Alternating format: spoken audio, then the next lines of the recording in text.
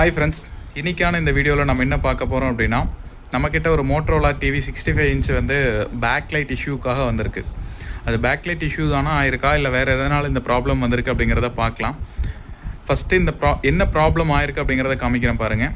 Just Motorola அப்படிங்கிறது flicker ஆகிட்டு டோட்டலாக போயிடுது. இந்த இடத்துல லைட்டாக தெரியுது பார்த்தீங்களா, இந்த மோட்டோரோலா அப்படிங்கிறது வந்துட்டு போயிடுது.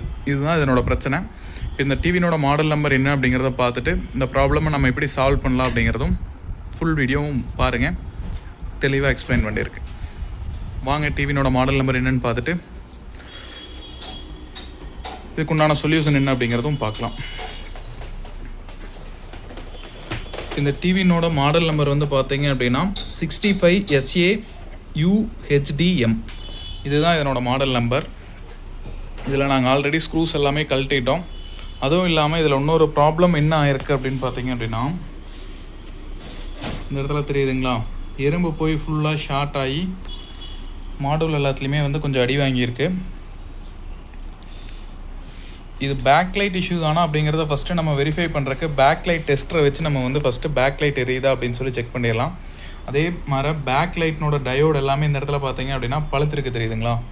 Maybe backlight driver section issue இருந்தாலும் இந்த மாதிரி பிரச்சனை ஆகும். அப்படிங்கிறனால நம்ம ஃபஸ்ட்டு வந்து பேக்லைட் டெஸ்ட்டரை போட்டு பேக்லைட் எரியுதா அப்படிங்கிறத வந்து ப்ராப்பராக செக் பண்ணிடலாம்.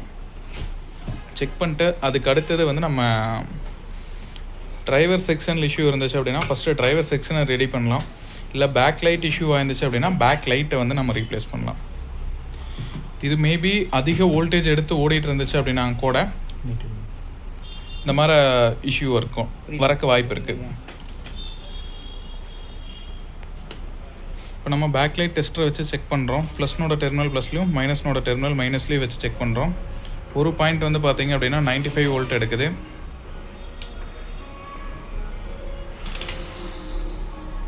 அதே இன்னொரு டெர்மினலில் வந்து பார்த்தீங்க அப்படின்னா டோட்டலாக எந்த விதமான வோல்டேஜும் எடுக்கல. அந்த 300 அப்படிங்கிறது ஸ்டாண்டர்டாக நிற்கிது. இப்போ இது வந்து பேக் லைட்டு தான் இஷ்யூவாக இருக்கிறதுக்கு வாய்ப்பு அதிகம். மேபி பேக் லைட் ஃபெயிலியர் ஆனதுனால ஹை வோல்டேஜ் எடுத்து ப்ராப்ளம் ஆனதுனாலையும் கூட இந்த மாதிரி வந்து இந்த இடத்துல வந்து ஃபுல்லாக வந்து பழுத்திருக்கலாம்.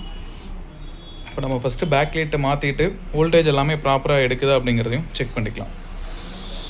அதே மாதிரி ஏற்கனவே நம்ம வீடியோ ஃபாலோ பண்ணுற எல்லாத்துக்குமே தெரியும், இதில் வந்து டிஃபால்ட்டாக வந்து இப்போ நான் இதில் பவர் சப்ளை ஒயர் வந்து ஏசி பவர் சப்ளை ரிமூவ் பண்ணிட்டேன். ரிமூவ் பண்ணதுக்கப்புறம் கெப்பாசிட்டரில் கண்டிப்பாக லோட் இருக்கும். இது டிஸ்சார்ஜ் பண்ணாமல் நம்ம வந்து யூஸ் பண்ணக்கூடாது. இது ப்ராப்பராக டெஸ்ட் லேம்ப் வச்சு தான் நம்ம வந்து டிஸ்சார்ஜ் பண்ணணும். இது நான் ஏன் உங்களுக்கு காமிக்கிறதுக்காக இது பண்ணுறேன். பார்த்தீங்களா எவ்வளோ தூரம் ஹெவியாக இருக்குது அப்படின்னு. இது வந்து பார்த்தீங்க அப்படின்னா 450 வோல்ட் டிசி வந்து பியூர் டிசி வந்து இந்த கெப்பாசிட்டரில் வந்து லோட் ஆகி நின்றுருக்கும். அதனால் கம்பல்சரி லோடை டிஸ்சார்ஜ் பண்ணாமல் இது பண்ணாதீங்க. அதே மாதிரி இது நான் ஓப்பன் பண்ணி நான் வந்து ரிசால்வ் பண்ணிடுவேன் அப்படின்னு சொல்லி நீங்கள் ரிசால்வ் பண்ணுறக்கும் ட்ரை பண்ணாதீங்க. இது வந்து ஃப்ரேம்லெஸ் மாடல். இன்கேஸ் வந்து நீங்கள் ஓப்பன் பண்ணுறப்ப பேனல் டேமேஜ் ஆகிறதுக்கு உண்டான வாய்ப்புகளும் ரொம்ப அதிகமாக இருக்குது. ஏற்கனவே நம்ம வீடியோ ஃபாலோ பண்ணிகிட்டு இருக்க எல்லாத்துக்குமே தெரியும், இது வந்து எஸ்எம்பிஎஸ் செக்ஷன், அது வந்து பார்த்தீங்க அப்படின்னா மதர் போர்டு செக்ஷன், இது வந்து டிகான் செக்ஷன். இப்போ நம்ம பேக்லைட் இஷ்யூ அப்படிங்கிறனால நம்ம மற்ற எதுவுமே வந்து செக் பண்ணல, டைரெக்டாக பேக்லைட் மட்டும் செக் பண்ணிட்டு நம்ம பேக்லைட்டை வந்து ரீப்ளேஸ் பண்ணுறதுக்கு போகிறோம்.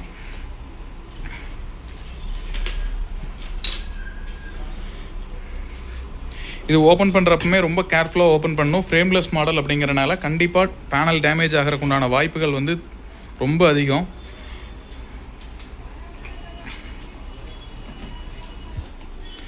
இப்போ இதனோட ஸ்கேலார் நம்ம இதுவுமே ரிமூவ் பண்ணிட்டோம். இதில் ஸ்கேலார் போர்டில் இன்கேஸ் வந்து உள்ளே பார்த்தீங்கன்னா இதுலேயுமே பாருங்கள் ஃபுல்லாக எறும்பு வந்து உள்ளே போயிருக்கு. இது ப்ராப்ளம் மறுபடியும் பண்ணி விட்டுருச்சு அப்படின்னா லைன்ஸ் ஏதாச்சும் ஷார்ட் பண்ணுறதுக்குண்டான வாய்ப்புகள் அதிகம். அதே மாதிரி எஃப்எஃப்சியும் வந்து பார்த்திங்க அப்படின்னா ஃபுல்லாக உள்ள எறும்பு ரெஸ்ட் ஆகிருக்கு. இதெல்லாமே நம்ம க்ளீன் பண்ணி தான் போட்டாகணும். க்ளீன் பண்ணிடலாம்.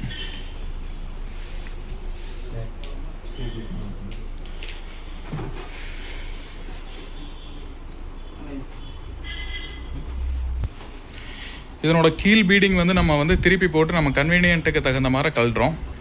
இது கீழ் சைடு பீடிங்கை கழட்டிட்டோம் அப்படின்னா கீழே சப்போர்ட் இருக்காது. அப்படிங்கிறனால நம்ம கீழ் பீடிங் கழட்டுறதுக்காக வந்து டிவி வந்து டோட்டலாக 180 டிகிரி ரொட்டேட் பண்ணி பேனல் வந்து மேலே வர மாதிரி வந்து மாற்றிக்கிறோம்.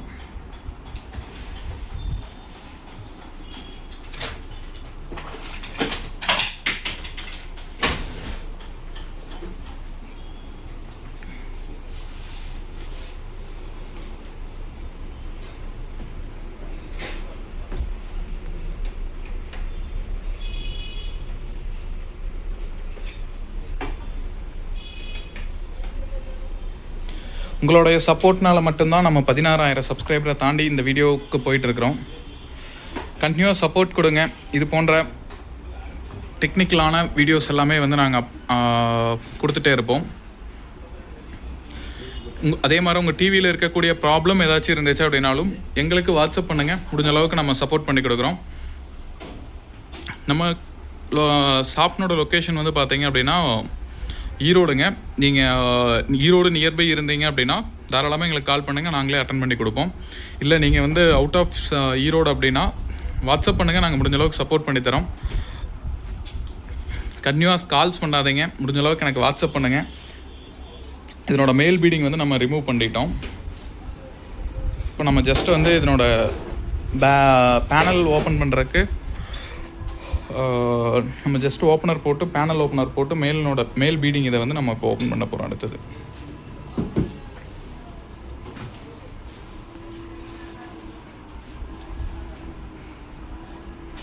இப்போ இதில் வந்து பார்த்தீங்க அப்படின்னா இந்த மேலே வந்து சப்போர்ட்டுக்காக இந்த டேப் வந்து கொடுத்துருப்பாங்க. இந்த டேப்பும் நம்ம கம்பல்சரி வந்து ரிமூவ் பண்ணிவிட்டு அதுக்கப்புறம் தான் வந்து பேனல் ஓப்பனரே போடணும். இது கீழேயே நம்ம ரிமூவ் பண்ணியிருந்தோம் அப்படின்னா இது ஏரியா வந்து சப்போர்ட் இல்லாமல் இருக்கும். பேனலோட கீழ் பார்ட் வந்து சப்போர்ட் இல்லாமல் இருக்கும். அதனால் வந்து நம்ம திருப்பி போட்டுட்டு தான் இதனோட கீழ் பீடிங்கை வந்து நம்ம ஓப்பன் பண்ணியிருக்கோம்.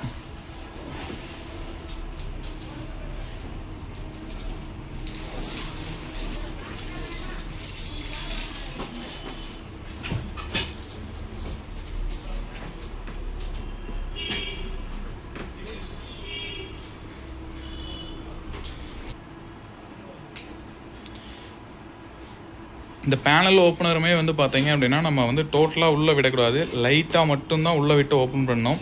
ஏன்னா உள்ளே இருக்கக்கூடிய ரிஃப்ளெக்டர்னோட ஷீட்டை வந்து டேமேஜ் பண்ணுறதுக்கு உண்டான வாய்ப்புகள் ரொம்ப அதிகம். அதனால் ஜஸ்ட்டு அந்த டேப்புக்கும் இதுக்கும் உண்டான கேப் அதே மாதிரி இந்த கார்னரில் வர்றப்பவும் வந்து பார்த்தீங்க அப்படின்னா ரொம்ப கேர்ஃபுல்லாக வந்து ஓப்பன் பண்ணணும். இல்லை அப்படின்னா கண்டிப்பாக டேமேஜஸ் ஆகிறதுக்கு உண்டான வாய்ப்புகள் வந்து ரொம்ப அதிகம்.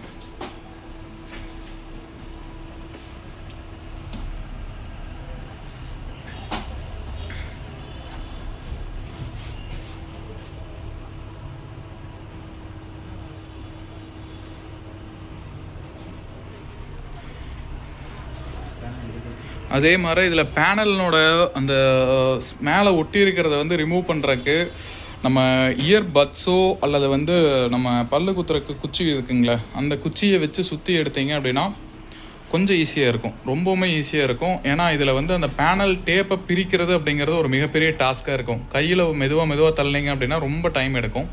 அதே அந்த மாதிரி ஒரு குச்சியில் வந்து சுற்றிட்டீங்க அப்படின்னா ரொம்பவுமே வந்து ஈஸியாக ஓப்பன் பண்ணுறது வந்து ரொம்ப ஈஸியாக இருக்கும். இப்போ நான் பேனல் எடுத்து வைக்கணும். நம்ம எடுத்து வைக்கிறத ஃபுல்லாக காமிக்கிறதுக்கு வாய்ப்பு குறைவு. ஏன்னா நாங்கள் அந்தளவுக்கு ஒன்றும் ஆட்பலம் இல்லை. எடுத்து வச்சுட்டு உங்களுக்கு எடுத்து வச்ச இதை வந்து காமிக்கிறேன். இதனோட மேல் பீடிங்கில் இருக்கக்கூடியதை வந்து எடுக்கிறது ரொம்ப ஈஸிங்க. ஜஸ்ட்டு அப்படியே கையில் எடுத்து விட்டோம்னா வந்துடும்.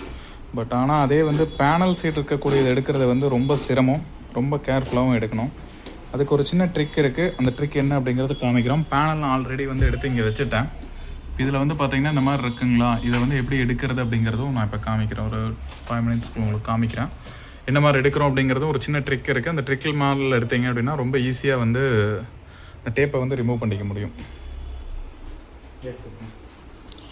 இதை ஜஸ்ட்டு கையில் இழுத்தோம் அப்படின்னாவே இந்த சைடு இருக்கிறது வந்து வந்துடும். பட் ஆனால் பேனல் சைடு இருக்கிறது எடுக்கிறது தான் ரொம்ப பிரச்சனையான வேலை. இப்போ நம்ம ஜஸ்ட்டு இதனோட கீழ் இதை மட்டும் ஓப்பன் பண்ணிவிட்டு இந்த ரிஃப்ளெக்டர் சீட்டை வந்து அப்படியே ரிமூவ் பண்ணிக்கலாம். கீழ் பீடிங் மட்டும் ரிமூவ் பண்ணாவே போதுமானது. இந்த சைடு இதெல்லாம் வந்து இதெல்லாமே மெட்டல் மோல்டிங் அப்படியே வந்திருக்கு. அதனால் அது நம்ம எதுவுமே பண்ண வேண்டாம். ஜஸ்ட்டு இதை ரிமூவ் பண்ணி விட்டுட்டு கீழே இந்த ரிஃப்ளெக்டர் சீட்டை மட்டும் உருவணும் அப்படின்னாவே நம்மளுக்கு வந்து ஈஸியாக வந்து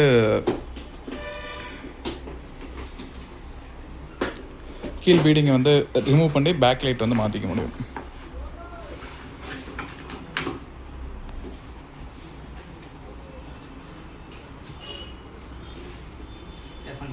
ஒரு அப்படியே வெளியே உருவுனா போதுமானது.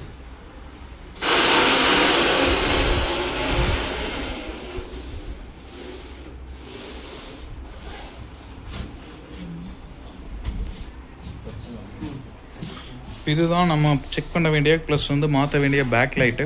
நம்பர் ஆஃப் எல்இடி ப்ளஸ் வந்து கனெக்டர் என்ன டைப் அப்படின்னு பார்த்துட்டு டோட்டலாக எல்இடி ரீப்ளேஸ் பண்ணோம். வந்து பார்த்திங்கன்னா மொத்தமாக வந்து 6 எல்இடிஸ் ஒரு செட்டுக்கு வந்து பார்த்திங்க அப்படின்னா 6 ஸ்ட்ரிப்பு, மொத்தம் 12 ஸ்ட்ரிப்பு வரும். இப்போ இந்த 12 ஸ்ட்ரிப்புமே நம்ம எடுத்துகிட்டு தான் டோட்டலாக ரீப்ளேஸ் பண்ண போகிறோம். ஏன் நம்ம இதை டோட்டலாக ரீப்ளேஸ் பண்ணுறது ரெக்கமெண்ட் பண்ணுறோம் அப்படின்னா, இப்போ இதில் வந்து ஒரு இதுக்கு போடக்கூடிய என்ன டேட்டில் வந்து உள்ளே போட்டிருக்காங்களோ அதே டேட்டில் தான் டோட்டல் எல்இடி வந்து உள்ளே வந்து ஃபிட் பண்ணியிருப்பாங்க. அப்படிங்கும்போது இப்போ ஓடி எவ்வளோ தேய்மானம் அடைஞ்சிருக்கோ அதே அளவு தேய்மானம் வந்து பார்த்திங்க அப்படின்னா மற்ற எல்இடியும் அடைஞ்சிருக்கும். அப்போ நம்ம அதை ஒன்றை மாற்றிட்டு ஒன்றை மாற்றலை அப்படின்னா எடுக்கக்கூடிய கரண்ட் ஆம்பியர்னோட அளவு வந்து ஃப்ளெக்சிபிள் ஆகும். அதனால் இப்போ நம்ம ஒரு இதை மாற்றிட்டு போனதை மட்டும் மாற்றினோம் அப்படின்னா மறுபடியும் 1 or 2 monthஸில் கண்டிப்பாக வந்து ப்ராப்ளம் வரக்கு 95% வாய்ப்பு இருக்குது. அதனால் ஒன்ஸ் நம்ம மாற்றுறோம் அப்படின்னா எல்இடி லைட்டு டோட்டலாக ரீப்ளேஸ் பண்ணுறதே பெட்டராக இருக்கும். இது எல்லாமே நம்ம வந்து ரிமூவ் பண்ண ஸ்ட்ரிப்ஸு, இது எல்லாமே வந்து மறுபடியும் ரீயூஸபிள் கிடையாது. இது ஒன்ஸ் வந்து நம்ம யூஸ் பண்ணி முடித்தோம் அப்படின்னா மறுபடியும் ரீப்ளேஸ்மெண்ட் தான் பெட்டராக இருக்கும். அதனால் இது ஃபுல்லாகவே ஸ்க்ராப் தான். இப்போ நம்ம கழட்டுறப்போ பார்த்தீங்க அப்படின்னாலுமே இந்த ரிஃப்ளெக்டர் வந்து ஃபால் ஆயிடுச்சு. இந்த ரிஃப்ளெக்டர் சில டிவியில் வந்து பார்த்தீங்க அப்படின்னா இந்த ரிஃப்ளெக்டர் வந்து கழண்டு விழுந்துருச்சு அப்படின்னா உங்களுக்கு உள்ளே வந்து பார்த்தீங்க அப்படின்னா டார்ச் லைட் அடிக்கிற மாதிரி தெரியும். அப்படி தெரிஞ்சது அப்படின்னா இந்த ரிஃப்ளெக்டர் வந்து ஃபால் ஆயிடுச்சு அப்படின்னு அர்த்தம்.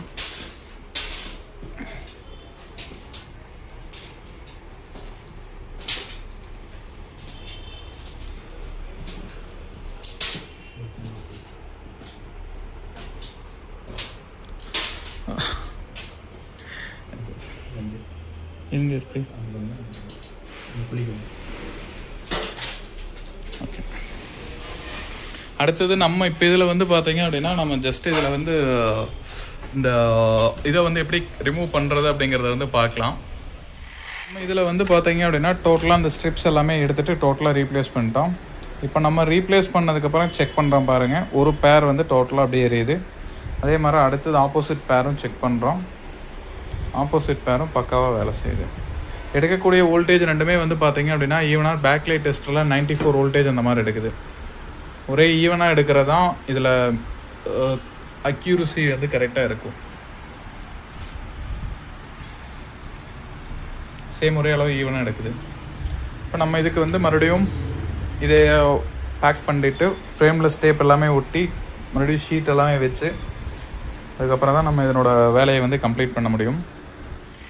நம்ம இந்த பேக் லைட் எல்லாமே தெளிவாக ஃபிட் பண்ணதுக்கப்புறம் இதனோட ரிஃப்ளெக்டர் ஷீட்டை நம்ம எடுத்த மாதிரியே அதே மாதிரி அதனோட பொசிஷன்லேயே வந்து ஜஸ்ட் அப்படியே உள்ளே வந்து ஃபிக்ஸ் பண்ணி விடுறோம்.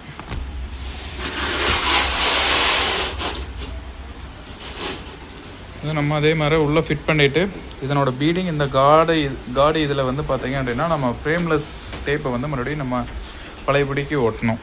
அதே மாதிரி இதில் ஏதாச்சும் ஒரு சின்ன டஸ்ட் இருந்தாங்க கூட நம்மளுக்கு வந்து ஸ்க்ரீனில் அப்படியே ரிஃப்ளெக்ட் ஆகி தெரியும். அதனால் இதில் ஏதாச்சும் தூசு இருந்துச்சு அப்படின்னா கம்பல்சரி வந்து சுத்தமாக க்ளீன் பண்ணோம் அப்படின்னா மட்டும்தான் நம்மளுக்கு டிஸ்பிளேயில் எந்த விதமான ப்ராப்ளம் இல்லாமல் தெளிவாக வந்து வரும்.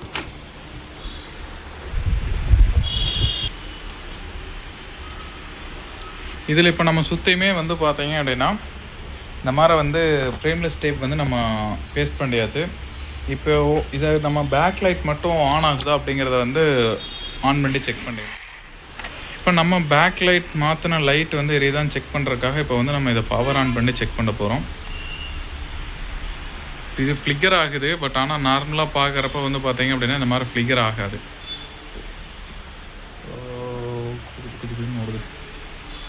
இது பேக் லைட் அந்த ஸ்ட்ரிப்ஸ் இருக்கிறனால நான் ஜூமிங் போயிருந்தங்காட்டி உங்களுக்கு அந்த மாதிரி தெரிஞ்சிருக்கு. நான் ஜூம் அவுட் பண்ணங்காட்டி வந்து பார்த்தீங்க அப்படின்னா அந்த இது வந்து இல்லாமல் இருக்குது. ஓகே,